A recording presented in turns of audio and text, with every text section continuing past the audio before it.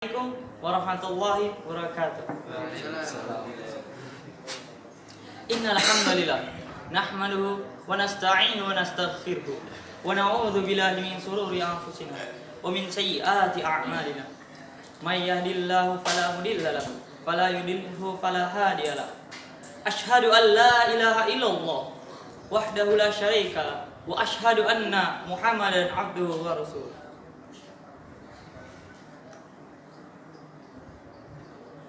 Pertama-tama, marilah kita panjatkan puja serta puji syukur kita kehadiran Allah Subhanahu wa taala yang mana telah memberi kita beribu-ribu nikmat.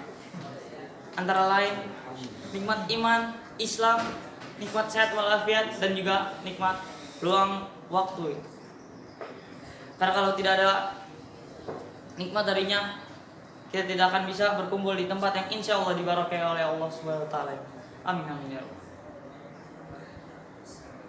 Tak lupa salawat serta salam kita curahkan kepada dokter tanpa dasi, pria padang pasir yang dicintai umat-umatnya, yang disayangi keluarga-keluarganya, yakni siapa lagi kalau bukan Nabi Muhammad Sallallahu Alaihi Wasallam. Berdirinya saya di sini tidak lain dan tidak bukan ingin menyampaikan sepatah dua patah yang insya Allah bermanfaat bagi kita semua ini. Amin amin ya rabbal. Dan saya akan beri judul menuntut ilmu. Menuntut ilmu. Menuntut ilmu itu hukumnya fardu kifayah. Wajib bagi kita dari kecil itu mencari ilmu, menuntut ilmu. Karena dalam Quran Allah berfirman dalam surah Az-Zumar ayat 9. Qul hal yastawil ladzina ya'lamuna wal ladzina la ya'lamun. Apakah sama orang-orang yang berilmu dan tidak berilmu? Jelas sekali beda.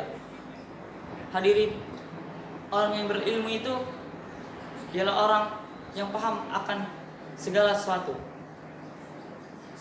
Orang berilmu itu mengetahui yang mana yang halal, yang mana yang haram, yang mana yang hak, yang mana yang batil, yang mana yang baik, yang mana yang buruk.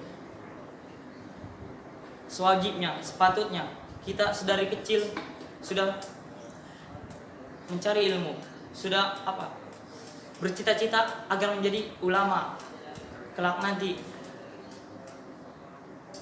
di masa depan yang akan mendatang. Karena dalam hadis mengatakan ad-dunya mal'unatun mal'unun ma fiha illa dzikrullahi ta'ala wa ma wala aliman aw muta'aliman, yang artinya dunia ini dilaknat dan di dalamnya pun dilaknat kecuali karena zikir kepada Allah, kemudian menyampaikan ketaatan, kemudian para santri-santri dan juga para ustadz-ustadz. Santri-santri, para pencari ilmu itu berperan penting dalam dunia ini. Jikalau tidak ada mereka, dunia ini tidak akan pernah dilihat atau dilirik oleh Allah Subhanahu wa taala. Jadi wajiblah kita, sepatutnya lah kita mencari ilmu. Karena dengan ilmulah kita bisa mengetahui agama mana yang benar. Kita bisa mengetahui Allah, siapa itu Allah, apa itu agama kita, apa itu agama Islam. Kita bisa mengetahuinya semua itu dengan mencari ilmu, terutama ilmu agama. Menjadi ilmu agama, menjadi seorang santri itu sangat mulia. Terutama keistimewaannya itu sungguh banyak sekali. Seperti hadis yang diriwayatkan dari Abu Hurairah radhiyallahu anhu, Nabi sallallahu alaihi wasallam bersabda, "Man salaka tariqan yaltamisu fihi ilman, sahalallahu lahu tariqan ilal jannah." Barang siapa yang menempuh jalan untuk menuntut ilmu, maka ia akan dipermudah oleh Allah menuju surga. Masya Allah. Menuju surga dipermudah oleh Allah karena mencari ilmu. Siapa yang gak mau? Coba saya tanya sekarang, siapa yang gak mau dari kalian yang ingin dipermudah jalannya ke surga? Sungguh surga itu adalah sebaik-baiknya tempat kembali. Cita-cita akhir kita, keinginan kita yang terakhir itu pasti ingin masuk surga. Pokoknya banyak sekali keistimewaannya. Dan juga Seperti hadis juga mengatakan, man kharaja fi talabil ilmi fahuwa fi sabilillahi hatta yarji'a. Barang siapa yang keluar untuk mencari ilmu, maka ia akan di jalan Allah sampai ia kembali. Masya Allah. Ketika kita sudah menjadi santri, menjadi penuntut ilmu, menjadi pencari ilmu Allah, maka setiap kerjaan yang kita lakukan itu adalah pahala. Tidurnya santri itu pahala, makannya, bahkan BAB-nya pun akan menjadi saksi insya Allah di yaumil kiamah. Ay, Allah Akbar. Belum sampai situ. Kita tidak hanya harus bercita-cita menjadi seorang santri, tapi kita juga harus bercita-cita menjadi seorang ulama yang bisa menyampaikan ilmu-ilmu yang kita dapat. Karena seperti di dalam firman Allah Ta'ala dalam surat Fatir ayat 28 yang berbunyi, innama yakhsyallaha min ibadihil ulama. Sungguhnya dari hamba-hambaku yang paling takut kepadaku hanyalah para ulama. Jadi jadilah ulama yang takut akan kuasa Allah, takut akan kehendak Allah, takut akan kekuatannya yang maha perkasa. Dialah Allah. Jadi belum sampai situ. Ketika kita sudah menjadi santri, wajiblah bagi kita untuk membagi ilmu. Kita mengajarkan ilmu, memberikan ilmu, berbagi kepada yang lain.